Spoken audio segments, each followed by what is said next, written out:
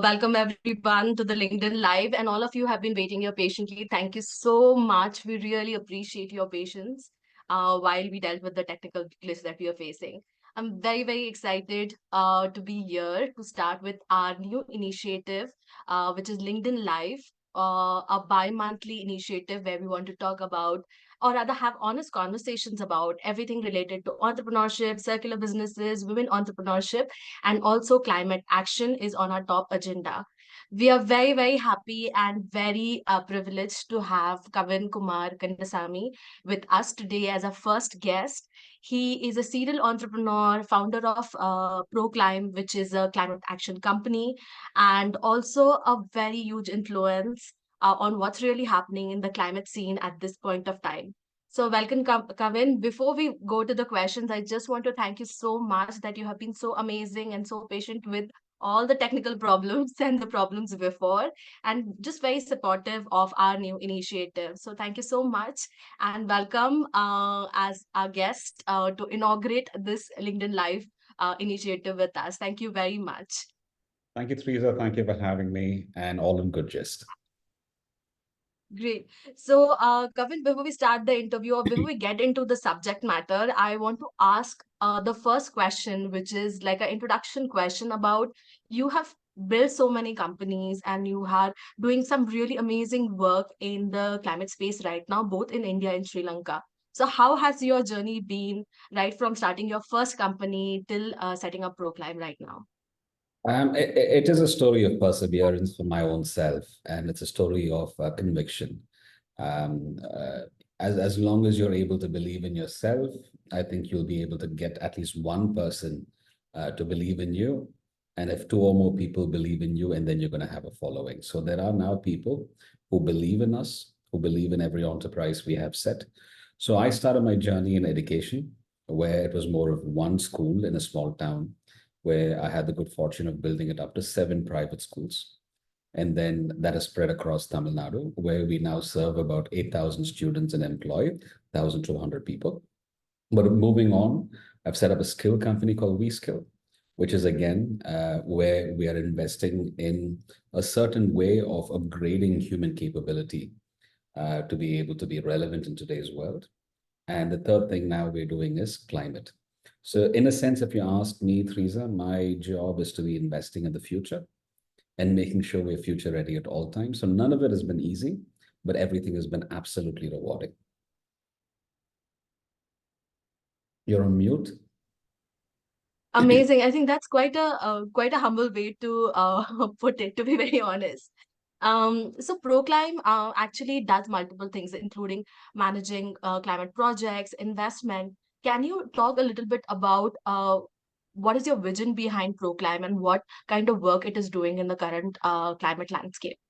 Super. I'd like to explain what is climate as an opportunity looking like today. In simple sense, if you have a large problem, you have to find a solution. And if you have to find a solution, it needs to be done at scale, and only then such a large problem as large as climate we'll be able to mitigate it. In ProClimb, we have identified that the biggest problem to climate change is emissions, carbon emissions. Any way that we can avoid, reduce, or remove emissions from the atmosphere, ProClimb would be happy to take a look at it. And these emission removal, avoidance, or reduction projects are called carbon projects. Now, these are self-sustaining projects that can be monetized for the purpose of avoidance, reduction, or removal of these emissions by selling these things as carbon credits. Every ton of emission we remove is sold as one carbon credit. And these carbon credits are a monetary source to ensure that these projects are sustained. In ProClimb, we do carbon projects, which we design, develop, and implement our own projects. And second thing we do is carbon trade, where if you have a project and there is a carbon quotient in that project, we help you identify it, validate it, and monetize it. And the third thing we do is climate investments. So all I can tell you is if, climate needs to have a fighting chance, climate needs to be profitable, and ProClimb is ensuring that climate is profitable. Absolutely. I don't think there are two ways of climate action being profitable or not. Very, very crucial issue. And that's where our work with entrepreneurs, and especially in the circular economy and climate space, come to the picture. We're extremely passionate about our enterprises in our network, in our programs working on solving the climate issues. But before I go ahead, I wanted to just invite our audience. If you have any questions for Kavin, please put them on comment section, and we will be taking them towards the end of my questions. So let me ask you a very entrepreneurial question. Proclim is at a very early stage, but you refuse to call it as a startup. So how are you defining startups, or how do you differentiate between startups and Proclim? So the whole thing is about the current season of startups have been looking at more of a value proposition into the future and an exit rather than real value proposition today. And there is a lot of cash burn. I'd like to call ourselves a corporate starting up rather than the essence of a startup where there is uncertainty in certain ways of doing things. Um, at this point, we are like any other company. We have the agility of a startup. We might be denoted as a startup in terms of the stage we are in, because it's taken Proclim in its current form is about 1 year old. In its previous form, it's about 4 years old, 3.5 to 4 years old. With the current investors coming on board and investing in the company, we've called it Proclim only since then. And in this new avatar, we are 1 year old. So now Proclim is headquartered out of Singapore. In India, for its operations, we're headquartered out of Chennai, and we work across 8 state governments closely, 14 state governments rather, in a more contractual basis.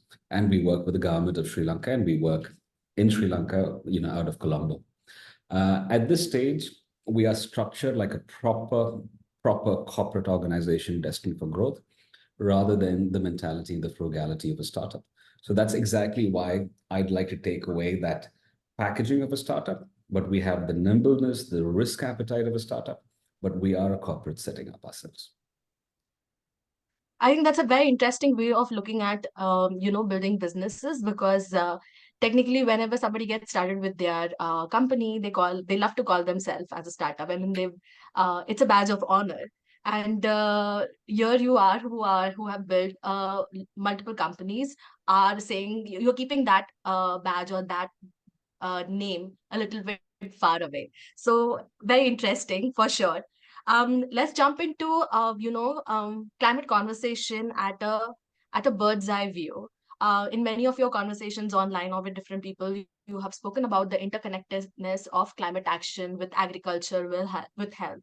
So, from your experience, or from your point of view, or from ProClime's perspective, with the projects that you're working on, what is this interconnectedness, specifically from the lens of business or profitability? If, Listen, I mean, we live in such an interconnected world where climate is an add-on to everything we're doing, and everything influences climate, So if you ask about the single largest problem that is, available to us, and it needs a multi-decade approach in terms of solution, it's climate. Climate knows no skin, knows no color, knows no boundary, knows no, religion. It is the same problem across the world in different levels of vulnerability based on where you are geographically. So when I say that climate is interconnected across the world, because what happens in Africa, impacts India. What happens in Of Brazil, course. in the rainforests of Brazil, affects everybody across the world. It is the lungs of the world. Now, having said that, it is very clear, it's established. Now, when you look at direct impact of climate change on certain industries and disciplines, it goes down to nature solutions, water, the basic amenities of life as we know it, which is food, agriculture, and stuff like that, and air, right? So again, I don't have to explain as to how we are interconnected in that sense. Now, the question prevails that are the solutions that you come up for agriculture going to be climate friendly or non-climate friendly? I mean, are you going to go at a scale of producing a certain type of a produce which is not sustainable, but you'll have more food on the table, but at the same time, eventually affect climate change to a certain point where it might have a counter effect 10 years later? There are certain questions like that. So yes, to promote all those sustainable practices is where the power of the carbon markets come in. Carbon markets ensure that you're able to take that risk, keep it good, keep it pure, keep it sustainable, and be viable, doing it if not profitable. So the interconnectedness is there, and the carbon markets stretch over all these scopes, agriculture to circular, to fuel, energy, anything. It's there. Right. So, I'm going to drift a little bit away from this question and would want to ask very specific questions about or specific examples of what kind of company or what kind of examples are there where you see agriculture-based companies or health-based companies can take advantage of the carbon credits that are available for them in this space. So first thing to understand is there are 200 types of carbon projects under a climate purview, right? Now, these projects are spread across from, setting up new forests, setting up sustainable agricultural practices where you reduce water consumption in certain areas, you reduce methane coming out of certain processes in livestock, so on and so forth, and all the way up to energy efficiency. Apart from energy efficiency, it goes down to even how do you suck out carbon from the atmosphere? Right. And by sucking out the carbon from the atmosphere, can you create carbon credits out of that? Now, having said that, I can tell you very precisely 5 projects that we are working on, although there are 200 types of projects. We are setting up mangroves in Sri Lanka, on the coastlines of Sri Lanka, where these mangroves give you multiple benefits. And I'll give you one in detail so that you understand how these things work. We invest in these mangroves too on potential land where mangroves can grow. Once you invest in them, it takes about 5 years to grow, which means we have to keep investing money for 5 years to make sure that these mangroves reach a certain scale of survivability. And as they grow, they suck out carbon from the atmosphere, store it in their trunk, that is called carbon sequestration, and they store it at the soil level as well, because the tree at the soil level has carbon, and in the water as well. And when the water gets retained over there, there is biodiversity that thrives. So we get paid for our carbon sequestration, we get paid for our biodiversity, and because the community comes in and benefits from it, we get paid for the community as well. And we get paid overall as a package for all the sustainable development impact goals we will have. Now, let's say this project is costing us $10 million with a potential return over a 25 to 40-year period, maybe 25 years, of $50 million. Now, these are not small projects. These require a lot of funding. But then these projects like mangroves can also prevent you from any coastal erosion, tsunamis, everything like that. So that becomes a climate resilience project. So I'm giving you one example of a nature-based solution. Like this, we work with farmers. We work with farmer producer organizations. If they adopt an agricultural practice that is sustainable and produces less emissions, we will be willing to pay them for it based on the impact they have achieved. And that becomes a carbon project.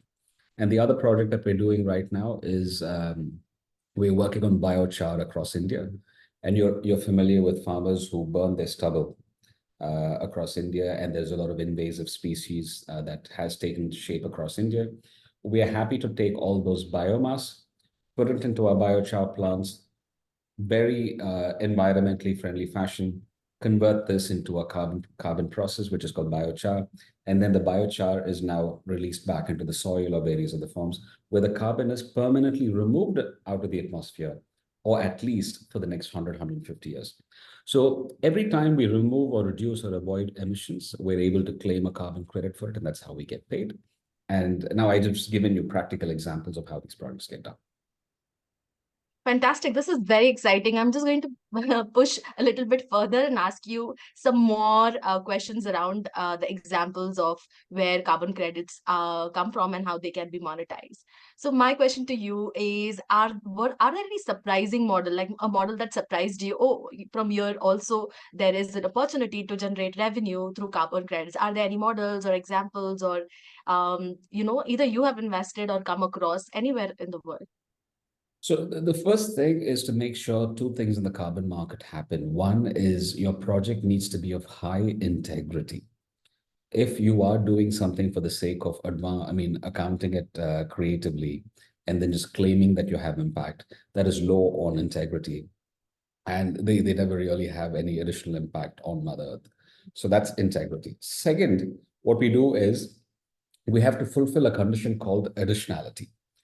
If the current infrastructure or nature spread is able to already have a counter effect on climate change, they already exist and you're not adding any further value to it, and they will survive without you, then carbon credit will not be available for that. So, for example, a renewable energy project today can survive on the power purchase agreement, which means every time they produce power, they get paid for the power. So they don't get carbon credits for that, although they're producing the power in a greener fashion. Okay, so they don't fulfill additionality. But if the same renewable energy project is done in a country where the economic baseline is so poor that they need additional funding to make sure that these projects are viable, carbon credit comes into it.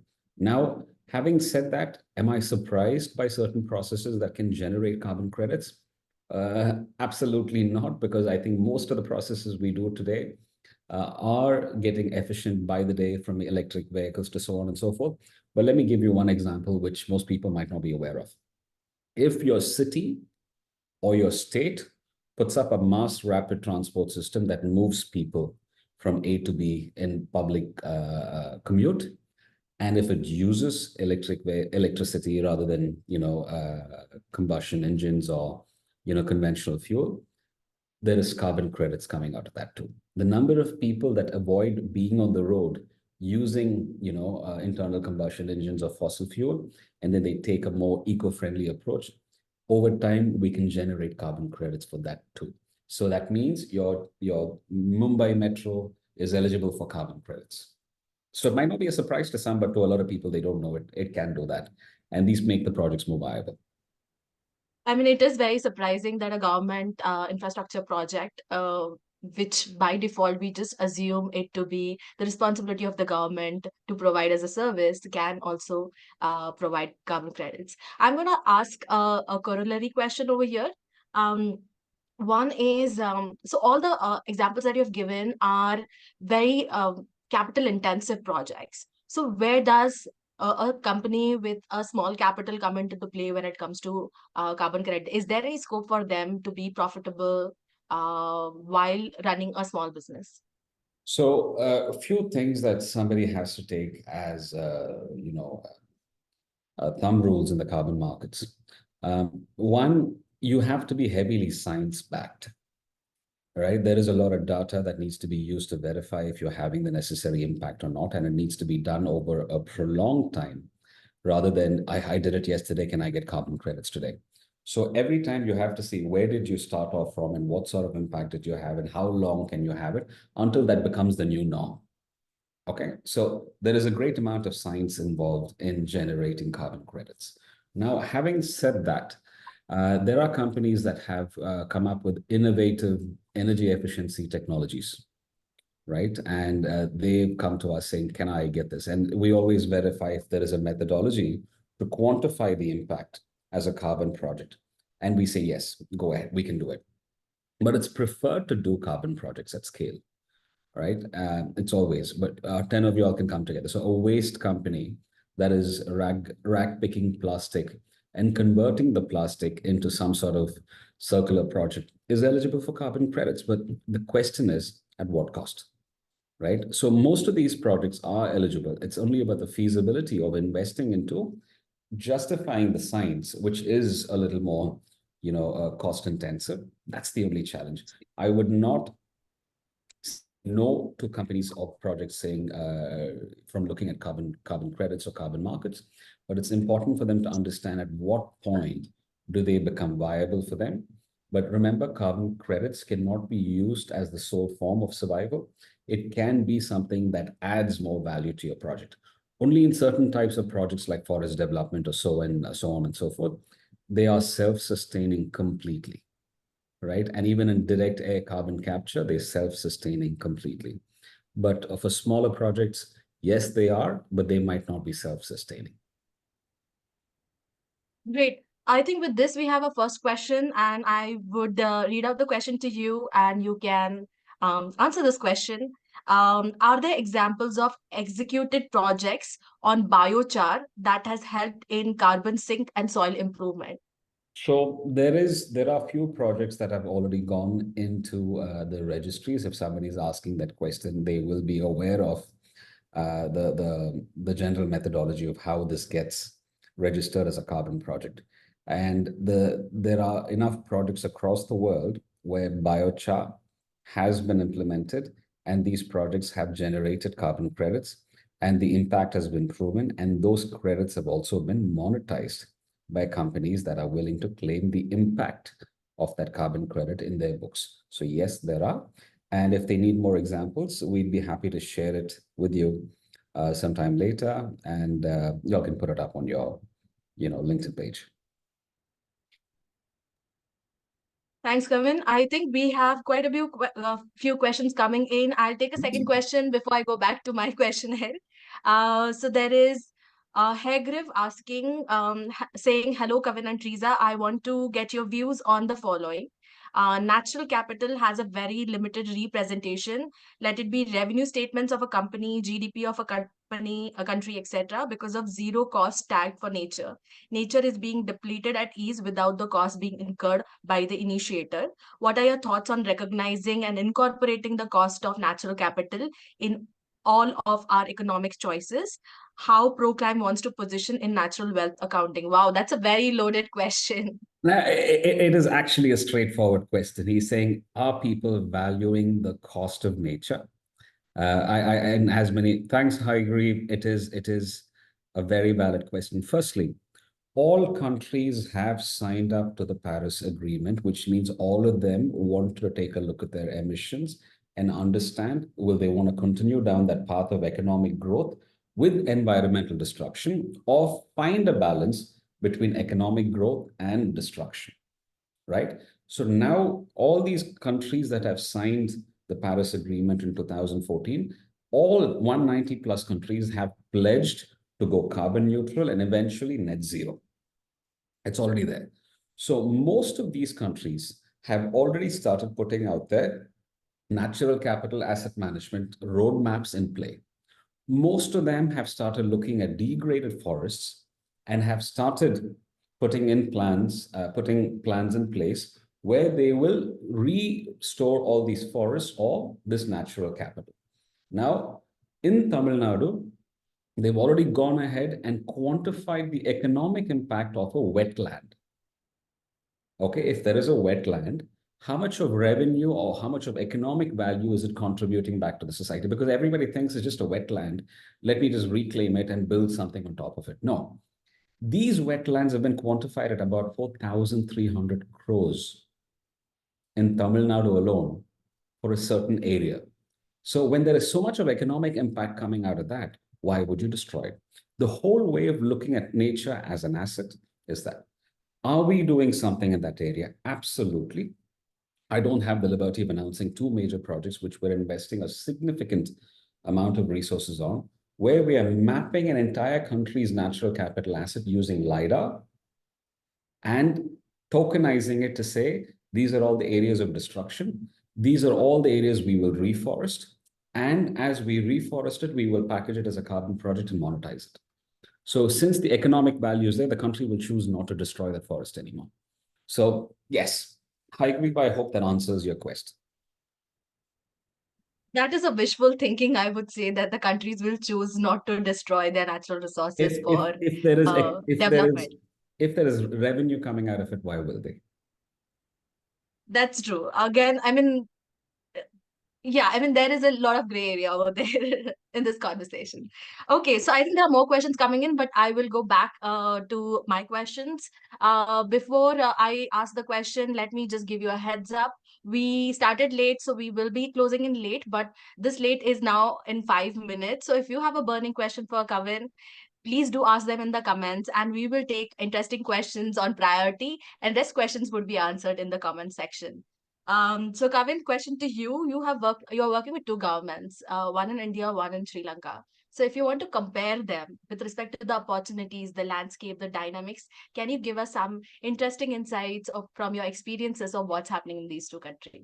No, India is multiple countries put together. India is just not one country as a government. And I say this with absolute modesty and no political intent, because every state government functions with their own federal, freedom.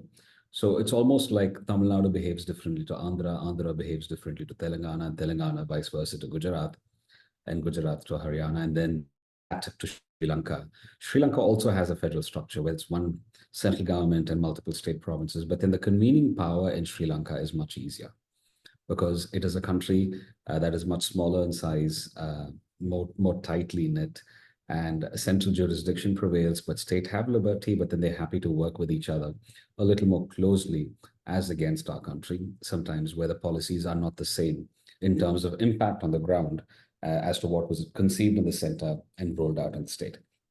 So having said that, Sri Lanka is a more convenient package for us to work with, a convenient country for us to work with. But in terms of impact and scale, India is the best in the world at this point.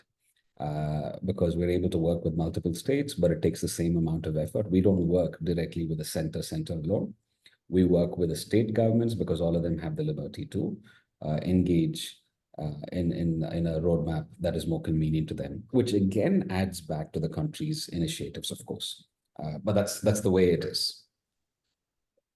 You sort of answered it in a political landscape situation. Would you be able to like throw some light about on the kind of projects that are happening, the excitement on the ground that is happening with respect to carbon credits or carbon projects? So almost all the more industrialized states, if I would say, which are more industrially advanced, which is Gujarat, Karnataka, Telangana, Tamil Nadu, to an extent, UP.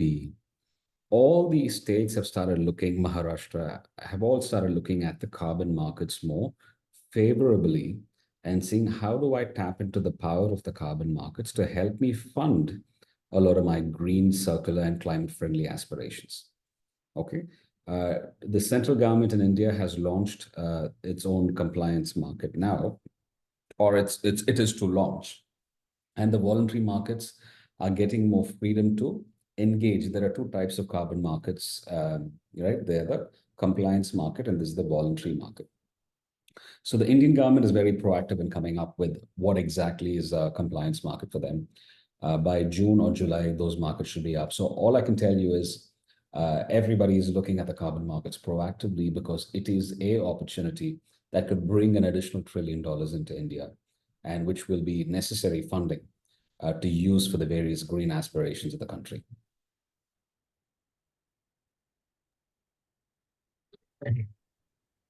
Great. I think the work on the ground, and I think everybody's eyes are right now on climate action and opportunities that exist in this space. And on that note, you have recently made an announcement of investing 450 crores in Tamil Nadu over the next 5 years. We are very excited and eager to know what's happening over here. Where is this investment going to go, and who can make the best of this opportunity?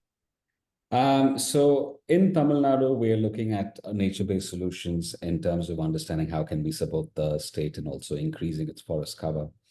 But at the same time, we're also looking at sustainable agricultural practices where we want to work with farmers and their impact on the ground is what we would monetize as carbon credits. And we're looking to share the revenue with them as well.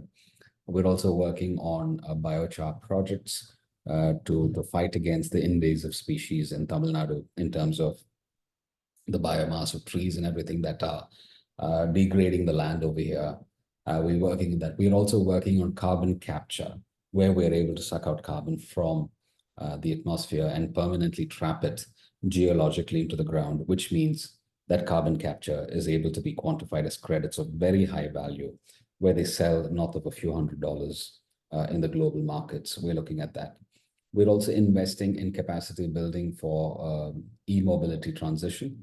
Wherever they're putting up charging infrastructures, we're telling Tamil Nadu government that you don't have to pay for it fully. The carbon markets can pay 30% of the entire aspiration because they are removing more emissions or reducing more emissions by doing this. at this stage in time. So that's also there. Right. So this is exactly where the funding is going.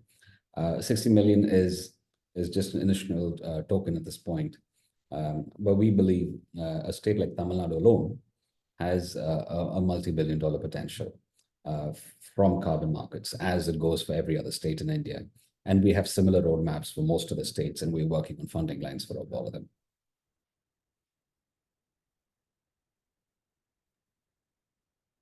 Um, Thank you, Kavin. I think this was really exciting news, and I feel that all the people who have been a part of the online session, also all the future audiences to our YouTube videos where we'll be posting, would be very excited to hear this, and maybe hopefully will be reaching out to you with interesting and profitable projects.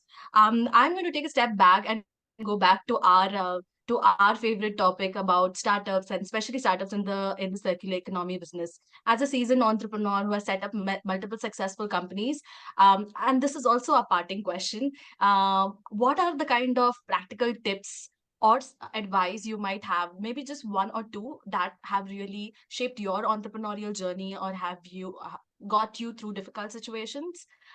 So what would be your like top two advices or tips for startup founders or even entrepreneurs in general? Absolutely. No, first thing, and I would not call it as advice, but I can only share what I know.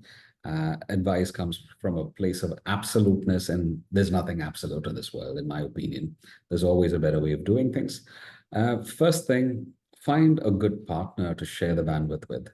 Um, you know, um, Whatever your idea is, you need somebody to have a second brain to be able to tell you. It might not be at a co-founder level, but at least somebody you would be able to rely back on, who would be unbiased and who would limit from influencing your opinion based on emotions rather than on logic.